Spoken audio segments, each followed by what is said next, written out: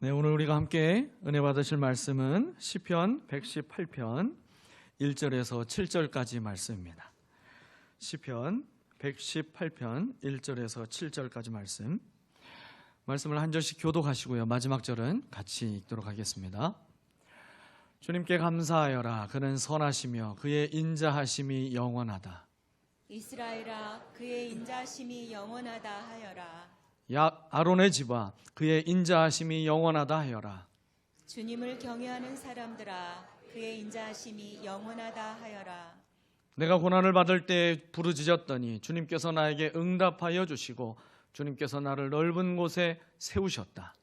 주님은 내 편이심으로 나는 두렵지 않다. 사람이 나에게 무슨 해를 끼칠 수 있으랴. 주님께서 내 편이 되셔서 나를 도와주시니 나를 미워하는 사람이 망하는 것을 내가 볼 것이다. 아멘. 사랑하는 성도 여러분, 감사는 하나님의 뜻입니다. 모든 일에 감사하십시오. 이것이 그리스도 예수 안에서 여러분에게 바라시는 하나님의 뜻입니다. 데살로니가전서 5장 18절 말씀이죠. 여러분, 감사하며 살아가는 것은 분명 하나님이 기뻐하시고 우리를 향하신 하나님의 뜻을 이루는 삶이 되는 것입니다. 그런데 말씀에서는 감사절기에 감사하십시오라고 하지 않고 있습니다. 모든 일에 감사하십시오라고 기록되어 있죠. 그렇게 엄밀히 말하면 이 감사는 특별하게 구별하여 지키는 절기여야 되는 것이 아니라 매주 매일의 삶이 감사절기로 드려져야 마땅한 것입니다. 오늘 추수감사절을 통해서 우리가 일상이 되어 있기 때문에 혹 무뎌져 있고 그리고 무감각해져 있다면 우리의 그 감사 세포들이 다시 살아나고 감사의 영성이 뜨겁게 회복되어 그래서 이제는 저와 여러분의 삶이 매일이 감사절이 되는 은혜가 있게 되시기를 부활이요 생명이신 예수 그리스도의 이름으로 축원합니다. 추수감사절로 우리가 지키게 되는 두 가지 이유를 우리는 잘 알고 있죠. 하나는 성경적인 근거 때문에 우리가 추수감사절을 지키고 있어요. 또 하나는 이제 청교도들에 의해서 그 뿌리를 찾을 수가 있게 되는 것이죠. 성경적인 근거는 이스라엘 백성들이 지켰던 3대 절기가 있었어요. 유월절과 맥추절과 수장절. 이 가운데 가을에 추수를 하고 나서 그 추수한 수확물을 창고에 저장하며 지켰던 수장절이 오늘의 이 추수감사절에 해당되는 것입니다. 그리고 추수감사절의 유래는 이제는 거의 매년 듣다 보니까 다들 잘 알고 계실 거라고 생각합니다. 1620년 9월에 영국의 청교도들 가운데 102명이 그 모든 종교적 박해를 피해서 신앙의 자유를 찾아서 메이플라워 호를 타고 그들의 인생을 걸고 마치 출애굽하듯이 영국을 떠나서 신대륙이었던 미국에 도착하게 됩니다. 그리고 그 이듬해 11월에 추수를 마치고 그 첫 번째 추수를 마치고 하나님께 제일 먼저 감사의 예배를 드렸던 것이 추수감사절의 시작이죠.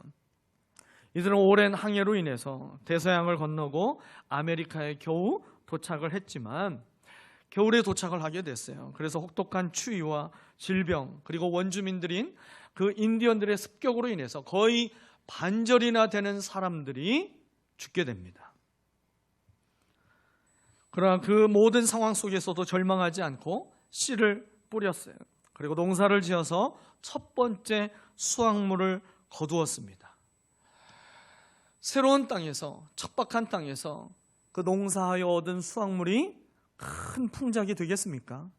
얼마 되지 않는 그 소출을 가지고 그들은 하나님 앞에 마치 어마어마한 풍년을 경험한 농부들처럼 감격하며 추수감사 예배를 드리며 이렇게 고백을 하게 됩니다. 우리는 대서양을 건너와 많은 친구들을 잃었습니다. 그러나 하나님은 우리가 기대했던 것보다 더 많은 것을 주셨습니다. 하나님의 은혜에 감사하며 첫 열매를 주님께 드립니다. 이것이 첫 번째 추수감사절이었어요. 여러분, 그들이 드린 이 감사는 가장 고통스러운 상황에서 만족이 아닌 부족한 상황에서 그 환경 속에서 그럼에도 불구하고 드렸던 감사, 여러분 이것이 추수감사절의 정신이었습니다. 원망과 불평이 가득할 수 있는 그 환경 속에서도 감사하는 마음을, 그 믿음을 가질 때에 하나님께서 고통을 기쁨으로 바꿔주시고 불행을 행복으로 만들 수 있는 힘을 믿는 자에게 주신다는 것을 보여주시는 것이 추수감사절입니다. 오늘 주님께 우리가 이런 믿음으로 감사를 드리는 저와 여러분이 되었으면 합니다. 지난 한 해 동안 하나님께 어떤 감사를 하며 지내셨습니까? 사랑하는 가족과 그리고 목장 안에서 매번 어떤 감사를 나누며 지내셨습니까? 여러분, 우리는 감사라는 것을 할 수 있는 때가 사람들 앞에 뭔가 내세울 만한 성공했다라고 인정하고 그리고 자랑할 만한 그 어떤 일이 일어났을 때에만 우리는 감사라는 것을 해왔던 여러분 그런 시간으로 살지 않았습니까? 여러분, 이런 감사를 우리는 그래서 감사, 그러므로 감사, 이런 감사라고 이야기할 수 있는 것이죠. 마땅히 감사해야 될 그 좋은 일들이 일어났을 때 감사할 줄 아는 것, 그것도 귀한 거예요. 그러나 우리가 정말 감사할 수 없는 상황에서도 우리가 하나님 앞에 감사할 수 있는, 이제는 믿음으로 올려드리는 감사가 우리에게 있어야 할 줄 믿습니다. 여러분, 그 감사가 어떤 감사가 되겠습니까? 그럼에도 불구하고 감사하는 거예요. 그리 아니하실지라도 감사하는 거예요. 그러나 감사하는 거예요. 내 뜻대로 마옵시고 아버지의 원대로 되어서 감사합니다라고 하나님 앞에 감사하는 이 믿음으로 드리는 감사가 있어야 되는 것입니다. 누가 봐도 감사할 조건과 상황이 아님에도 불구하고 믿음이 아니면 고백할 수 없는 수준 있는 감사를 드릴 수 있는 사람이 하나님이 복 주시는 믿음의 사람이고 세상이 감당할 수 없는 믿음의 사람인 줄 믿습니다. 여러분, 감사는 감사 자체만으로도 굉장한 능력이 있다는 것 알고 계십니까? 미국 듀크 대학 병원에서 한 실험을 했어요. 두 그룹으로 사람들을 나누어서 실험을 했습니다. 매일 감사하며 살아가는 그룹이 있었고 그렇지 않는 사람들의 그룹이 있었어요. 이 두 그룹을 오랜 시간 동안 비교해 봤더니 놀라운 결과를 발견할 수 있었습니다. 매일매일 감사할 수 없는 상황에서도 그저 감사했던 사람, 의미 없이 감사를 이야기했던 그 사람들은 평균 7년 더 오래 산다라고 하는 연구 결과가 나오게 됐어요. 여러분, 감사하기만 해도 인간의 삶의 질이 달라지고 장수할 수 있는 것입니다. 그것만 아니에요. 감사를 하게 되면 신체의 면역 체계가 24시간 동안 더 강화되는 그런 특별한 현상도 발견할 수 있었습니다. 그런데 반대로요, 1분간 하여튼 마음껏 화를 막 내면 내 몸의 면역 체계가 6시간 동안 약화되더라는 거예요. 결국 감사하고 살면 우리의 몸과 마음의 건강이 보장받는 그 보너스를 받게 된다라고 하는 기가 막힌 연구 결과입니다. 여러분, 이유 없이 감사해도 이런 놀라운 효과가 있는데 우리에게 마땅히 감사해야 될 그 감사의 이유를 붙잡고 날마다 더욱 감사에 열심을 내어 살아간다면 여러분, 그 인생이 얼마나 행복할 수 있겠습니까? 병원 가서 보톡스 주사를 맞지 않아도 막 가죽을 땡기는 분들이 있어요. 막 땡겨. 나중에 눈썹이 어디까지 올라간지 몰라요. 그렇게 땡기지 않아도 젊어 보일 수 있는 것은 감사하기만 하면 하나님이 그 은혜를 주실 줄 믿습니다. 더욱이 하나님의 자녀된 저와 여러분은 하나님을 감사해야 될, 하나님께 감사해야 할 그 이유들을 붙들고 날마다 감사하게 된다면 기적을 이루시는 주님의 은혜가 삶에 반드시 나타나게 될 줄 믿습니다. 그런데 안타까운 것은요, 우리가 이렇게 감사할 수 있는 믿음도 있고 또 감사하는 자에게 하나님의 일하심이 어떠한가를 알면서도 하나님과 사람에게 감사가 인색하고 감사를 못하며 살아가는 인생이 너무 많다라는 거예요. 여러분, 한 주간의 삶을 한번 잠깐 뒤돌아보세요. 내가 감사하며 보낸 시간이 많은지, 아니면 감사의 반대로 살아갔던 삶의 시간이 많았는지, 여러분 잠깐 돌아봐도 내 얼굴이 펴지는 게 아니라 찌푸리며 지냈던 시간이 훨씬 더 많았다는 것을 금방 깨닫게 되는 거 아니겠습니까? 여러분, 감사를 어렵게 만드는 몇 가지 이유들이 있어요. 총기 사건이 자주 일어나는 미국에서 있었던 이야기입니다. 한 사람이 가족을 폭행하고 그 일로 인해서 군대에서 불명예 전역을 한 사람이 있었습니다. 이 사람이 이제 여기저기 취업을 하려고 하는데 그 불명예 전역이 계속 걸림돌이 되었어요. 그래서 취직이 어려웠습니다. 취직이 안 되니까 계속해서 더 가족 탓을 하면서 원망을 했어요. 그래서 심지어 같이 살지도 않은 장모님까지 원망했어요. 그가 결국 총을 한 자루를 샀습니다. 그리고 그 총으로 가족들이 예배드리는 곳에 가서 그 총을 난사했어요. 수십 명을 죽이고 자신도 죽었습니다. 여러분, 이 사람의 마음에 가득한 것은 원망과 상처에만 집중하고 있었기 때문에 그에게 어찌 감사할 거리가 하나도 없었겠습니까?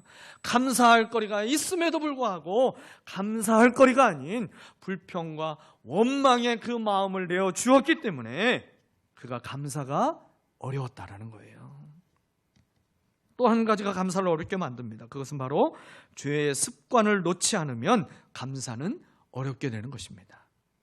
여러분, 죄의 반복되는 습관은 영성을 흐리게 만듭니다. 그래서요, 사람을 마치 꿩처럼 어리석게 만들어요. 며칠 전에 첫눈이 어마어마하게 와서 다들 깜짝 놀라신 분들도 계실 것 같습니다. 그날따라 카톡 푸사 사진 배경이 막 바뀌고 그랬었죠. 근데요, 여러분, 이곳 창원은 꿩을 가서 잡을 만큼 눈이 많이 쌓여있는 시간이 오래 지속되는 그런 지역은 아니잖아요. 제가 어렸을 때는요, 저는 이제 전라북도 정읍이 고향이었으니까 그곳에 눈이 한번 오면 발목 이상으로 항상 눈이 많이 왔었어요. 근데 어릴 적에 이 발목 이상으로 눈이 많이 와서 그게 한 3일 정도 지나게 되면 꿩 사냥을 사람들이 다닙니다. 이 꿩이 온 천지가 사방이 다 하얀 눈으로 뒤덮여 있어서 먹을 것이 눈에 보이지 않으니까 먹지를 못해서 기진맥진해 있어요. 그래서 산과 들로 나가서 꿩을 보면 막 쫓아갑니다. 사냥 방법은 그냥 뛰는 거예요. 계속 쫓아가면 이 꿩들이 도망가요. 도망가는데 먹을 것을 벌써 며칠 동안 금식을 했으니 얼마나 기운이 없겠어요. 그래서 날아가다가 쉬고 날아가다가 쉬고 그러다 도저히 못 날아가면 꿩이 눈 속에 머리를 쳐박습니다. 그러면 가서 죽는 거예요. 근데 이 꿩이요, 꿩의 생각을 직접 들어보진 않았지만 많은 사람들이 그렇게 해석을 해요. 이 꿩이 무서워서 고개를 눈 속에 딱 쳐박으면 자기를 쫓아오는 사냥꾼이 눈에 보이지 않으니까 사냥꾼도 자기를 못 볼 거라고 생각한다라는 거죠. 이게 새 머리예요. 고급진 말로. 여러분, 얼마나 어리석습니까? 죄가 반복되고 있으면요, 그 죄로 인해서 내가 하나님을 안 보고 있으니까 하나님도 나를 보시지 않는다라고 생각하고 하나님도 나를 못 보고 있는다라고 생각하고 그 죄의 습관에 계속 빠져 들어가는 것, 여러분, 이게 얼마나 어리석은 모습입니까? 그 죄의 습관으로 인해서 우리가 하나님께서 기뻐하시는 그 감사의 능력을 상실하고 살아가게 되는 것입니다. 또 감사를 어렵게 만드는 것이 있어요. 그게 뭐냐면 소망을 잃어도 감사는 어려워진다라는 거예요. 이스라엘 백성이 애굽을 나오게 되고 광야에서 지날 때에 부족과 불편의 문제를 겪게 됩니다. 문제를 만날 때마다 그들은 불평과 원망을 탁월하게 표출했어요.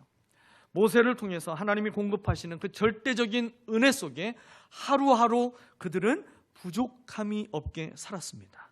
40년이라는 세월을 그 광야에서 살게 하셨는데 이제 그들이 마지막으로 가나안 땅 입성을 앞두고 가데스 바네아에서 모여서 가나안 땅에 정탐꾼을 보내게 되죠. 12명의 정탐꾼을 보냈는데 그 가운데 10명이 부정적인 보고를 하게 됩니다. 그 부정적인 보고를 들은 이스라엘 백성들의 마음에 소망이 꺾어지게 됐어요.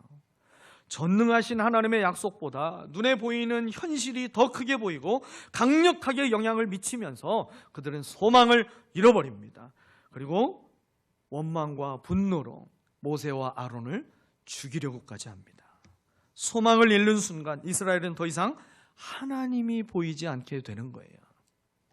그러기에 여호수아와 갈렙과 같이 감사의 제목으로 바꿀 수 있는 그 기회를 얻지 못하고 그 불평과 원망으로 인생의 마침표를 찍었던 수많은 백성들이 성경에 기록되어 있는 것이죠. 여러분, 소망을 잃게 되면 그 백성은 기도가 멈춰지게 돼 있어요. 소망을 잃게 되면 사랑도 멈춰지게 돼 있습니다. 소망을 잃게 되면 감사가 멈춰지는 겁니다. 여러분, 지금 내 삶은 마침표가 찍혀있는 결과가 아니라는 것을 꼭 기억하셔야 돼요. 항상 과정에 있는 것이고 그 회복과 하나님의 영광이라고 하는 그 주님의 결국이 우리의 인생과 가정에 반드시 이루어질 것을 여러분 소망을 품고 살아갈 수 있게 되시기를 예수님의 이름으로 축원합니다. 오늘 어떤 감사의 제목으로 예물을 드리셨습니까? 이곳에 많은 분들의 감사의 제목이 기록되어 있는 감사 열매들이 달려 있어요. 어떤 감사를 기록하셨습니까? 여기까지 인도하시고 동행하시고 지켜주신 그 하나님의 은혜에 감사하며 예물을 드리고 감사의 고백을 기록하셨을 거라고 생각합니다. 여러분, 하나님이 지켜주시지 않으면 누구도 내일을 당연하게 맞이할 수 없는 것이죠. 여러분, 그래서 감사의 반대말은 불평과 원망이 아니에요. 감사의 반대말은 당연한 것으로 여기는 겁니다. 하나님이 주신 모든 은혜를 당연한 것으로 여기고 내게 사랑과 은혜를 베풀어 주고 있는 사람들의 그 사랑과 도움을 당연한 것으로 여기면 여러분, 그것은 감사의 반대로 살아가고 있는 것이죠. 제가 통계를 한번 찾아봤어요. 지난 한 해 동안 질병과 사고로 그리고 자살로 죽은 우리 대한민국의 모든 사망자 수가 얼마나 될까? 그 통계를 봤더니 37만 2,939명이었습니다. 매년 그 수가 늘어가고 있어요. 하루 평균 몇 명이 죽었나 봤더니 1,022명이 하루 평균 죽어가고 있었습니다. 여러분, 누구에게나 일어날 수 있는 그 사고와 질병에서 무사한 것, 여러분, 이것이 어찌 당연한 것이라 여길 수 있겠습니까? 여기까지 인도하신 하나님께 감사하고 나를 아직 부르시지 않는 그 이유를 기억하며 날마다 삶을 감사로 채워가는 저와 여러분 되시기를 축복합니다. 오늘 본문의 다윗을 통해서 하나님께서 저와 여러분에게 가르쳐 주시는 감사해야 할 이유는 세 가지입니다. 첫 번째로 알아야 할 감사의 이유는 하나님의 선하심과 인자하심 때문에 감사해야 한다는 것입니다. 한번 따라해 보실까요? 하나님의 선하심과 인자하심 때문에 감사합니다. 오늘 다윗은 1절을 통해서 여호와께 감사하라고 그 감사를 명령하고 있어요. 그러면서 감사해야 될 그 이유를 하나님의 선하시고 인자하심 때문이라고 선언하고 있습니다.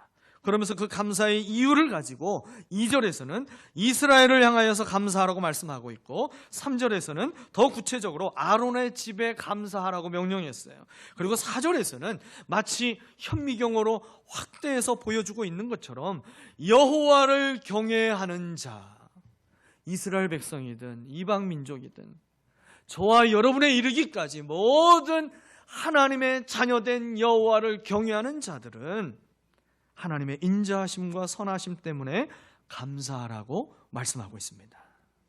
하나님 마음에 합한 자였던 다윗이지만 다윗도 한때 저와 여러분도 한 번도 저질러 보지 않았던 아주 무서운 죄를 지을 때가 있었잖아요. 그 죄를 짓고 하나님께 실망을 안겨드릴 때 하나님께서 다윗에게 어떻게 하셨습니까? 하나님은 그의 죄를 만방에 들춰내지 않으셨습니다. 나단 선지자를 보내셔서 개인적으로 그 죄를 깨닫게 하셨죠. 그리고 다윗은 하나님께 회개하였고 그 회개를 하나님이 받으셨습니다.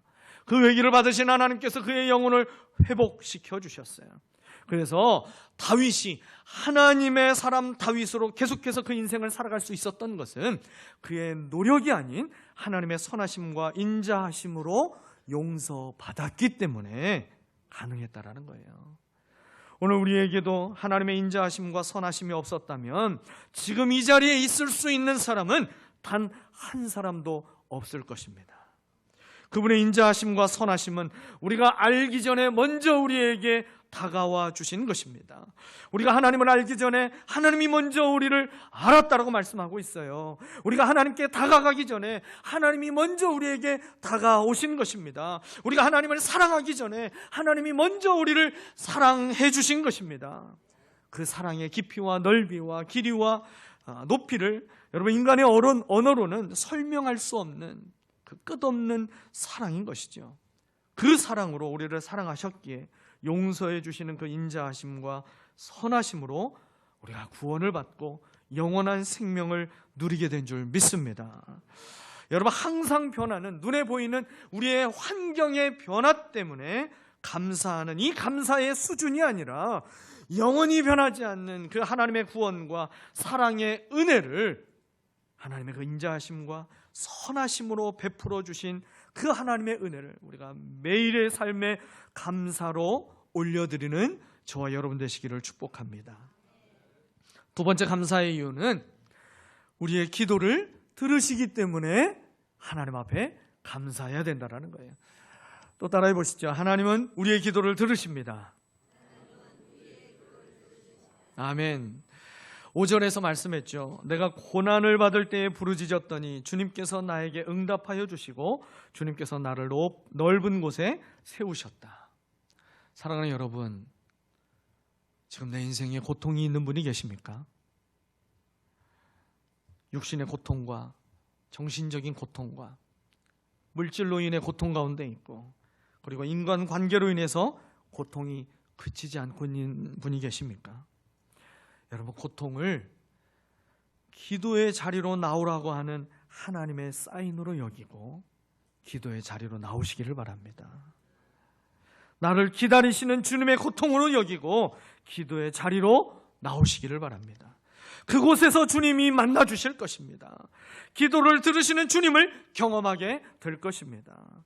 여러분, 들어주는 사람 한 사람만 있어도 죽기로 마음먹었던 사람이 내 말을 들어주는 그 한 사람 때문에 자살을 생각했던 그 사람이 그 자살을 뒤집어서 살자로 그 마음을 바꾸게 되는 것을 우리는 잘 알고 있을 것입니다. 하나님은 우리의 작은 신음에도 응답하시며 귀 기울여 들어주시는 사랑의 하나님이십니다. 지난 한 해 동안 우리의 기도를 들으신 하나님의 은혜를 한번 세어보십시오. 내가 과연 염려해서 이룬 것이 내 삶에 많은지, 기도를 통해서 이루어진 것이 더 많은지, 그리고 염려해서 이룬 것이 더 아름다운 열매를 맺었던지, 아니면 기도하고 주님이 맺게 하신 열매가 더 아름답게 맺어졌던지. 여러분, 기도해야 기도를 만져주십니다. 기도해야 기도가 깊어지는 것이고, 기도해야 기도의 응답을 받게 되는 것이고, 기도해야 기도 응답이 이루어진 것도 알 수 있는 것입니다. 우리의 기도를 주님은 항상 들으십니다. 그 기도를 들으시고 어떤 기도든 하나님의 선한 뜻이 이루어지도록 우리에게 응답하시는 그 하나님께 매일의 감사를 올려드릴 수 있게 되시기를 축복합니다. 마지막으로 다윗이 가르쳐주고 있는 감사의 이유는 하나님이 내 편이시기 때문에 감사하다라는 거예요. 한번 해보시죠. 하나님은 내 편이십니다. 하나님은 내 편이십니다. 하나님이 내 편이면 두려울 게 없는 거잖아요.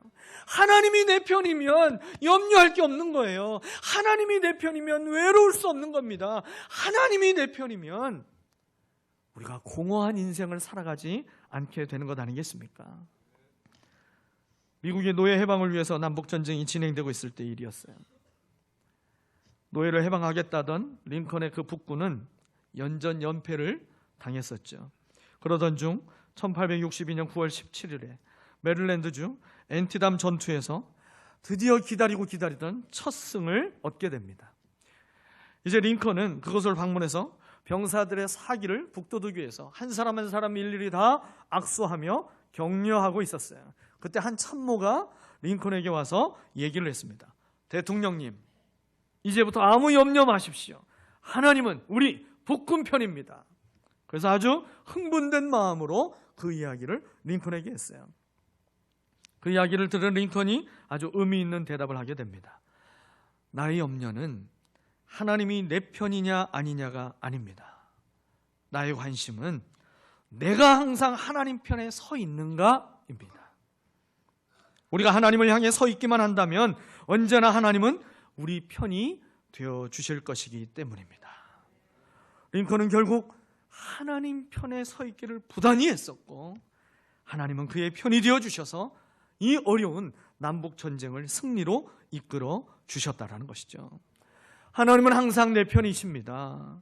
그런데 내가 하나님 편에 서 있지 않기 때문에 나를 바라보시는 그 주님의 시선을 피하고 내가 세상을 바라보고 있기 때문에 내 눈에 주님이 보이지 않아서 주님이 내 편인 줄 모르고 인생을 방황하며 염려와 공허함으로 가득한 인생을 살아가고 있는 것 아니겠습니까? 우리가 시선을 주님께 고정하며 하나님 편에 서 있을 때 항상 우리 편이 되시는 하나님을 발견하고 승리하게 될 줄 믿습니다. 그때 우리에게 있는 감사는 그래서 감사 수준이 아니라 그러므로 감사 수준이 아니라 하나님이 기뻐하시는 온전한 감사를 하나님 앞에 올려드릴 수 있는 그 은혜가 임하게 되는 줄 믿습니다. 다니엘과 욥은 까닭 없이 하나님을 섬기며 감사하기도 했습니다. 그렇지만 하나님 오늘 다윗을 통해서 우리가 감사해야 할 이유를 붙잡고 감사의 사람이 한번 되어보라고 우리를 부르시고 계십니다.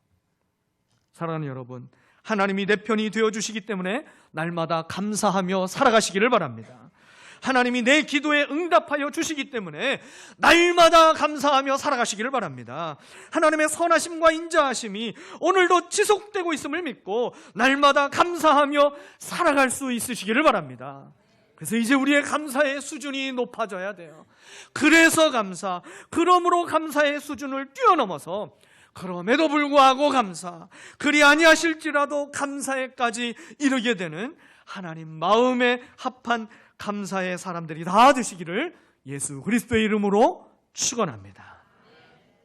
함께 기도하시겠습니다.